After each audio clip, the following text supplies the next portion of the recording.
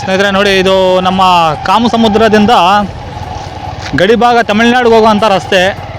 ಸುಮಾರು ಸಾರ್ವಜನಿಕರು ಹೇಳ್ದಂಗೆ ಇಲ್ಲಿನ ರೋಡ್ ತುಂಬಾ ಹದಗೆಟ್ಟಿದೆ.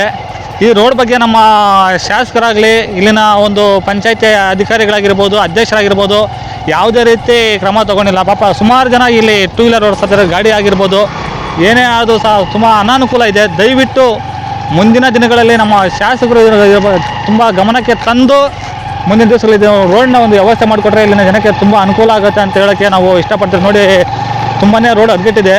ಪಾಪ ಮುಂದಿನ ದಿನಗಳಲ್ಲಿ ಯಾರಾದರೂ ಒಂದು ಆಸ್ಪತ್ರೆ ಆಗಿರ್ಬೋದು, ಒಂದು ಎಮರ್ಜೆನ್ಸಿ ಕೇಸ್ ಆಗಿರ್ಬೋದು, ಹೋಗ್ಬೇಕಾದ್ರೆ ತುಂಬಾ ದೂರ ಆಗುತ್ತೆ. ಅದ್ರ ಮೇಲೆ ಬೇರೆ ರೋಡ್ ಬೇರೆ ಸರಿಯಿಲ್ಲ, ನಮ್ಮ ಕಾಡು ಪ್ರದೇಶ. ಯಾಕಂದರೆ ದಯವಿಟ್ಟು ಇಂಥ ಜಾಗಗಳಲ್ಲಿ ನಮ್ಮ ಶಾಸಕರು ಬಂದು ಅಲ್ಲಿನ ರಸ್ತೆಯನ್ನು ವೀಕ್ಷಣೆ ಮಾಡಿ ಅದಕ್ಕೆ ಮುಂದಿನ ದಿವಸಗಳಲ್ಲಿ ಒಳ್ಳೆ ರಸ್ತೆಯನ್ನು ಮಾಡಿಸಿ ಇಲ್ಲಿ ಸಾರ್ವಜನಿಕರಿಗೆ ಒಳ್ಳೇದು ಮಾಡಬೇಕಂತೇಳಿ ಕೇಳೋಕ್ಕೆ ನಾನು ನಮ್ಮ ವಿಜಯ ಕರ್ನಾಟಕ ರಕ್ಷಣಾ ವೇದಿಕೆ ಪರವಾಗಿ ಮನವಿಯನ್ನೇ ಮಾಡ್ಕೊಳ್ತಾ ಇದ್ದೀನಿ ಸ್ನೇಹಿತರೆ.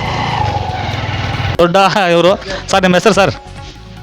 ಕೃಷ್ಣಾಜಿರಾವ್ ಸರ್. ನಾವು ವಿಜಯ ಕರ್ನಾಟಕ ರಕ್ಷಣಾ ವೇದಿಕೆ ಪರವಾಗಿ ಇವತ್ತು ಜನಸಂಧಾನ ಕಾರ್ಯಕ್ರಮ ಇಟ್ಕೊಂಡಿದ್ರಿ. ಪ್ರತಿಯೊಂದು ಹಳ್ಳಿಗೂ ಅಲ್ಲಿನ ವ್ಯವಸ್ಥೆಗಳು, ಕುಂದುಕೊರತೆಗಳ ಬಗ್ಗೆ ಇಲ್ಲಿ ತಿಳ್ಕೊಳ್ತಾ ಇದ್ರಿ.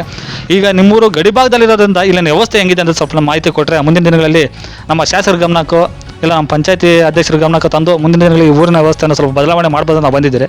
ಇದ್ರ ಬಗ್ಗೆ ನೀವು ಏನು ಹೇಳೋಕ್ಕೆ ಇಷ್ಟಪಡ್ತೀರಿ ಸರ್? ವ್ಯವಸ್ಥೆ ಅಂದರೆ ರಸ್ತೆ ವ್ಯವಸ್ಥೆ ಅಂತೂ ಸುಮಾರು 25 ವರ್ಷ ಆಗಿದೆ ಇಲ್ಲಿ.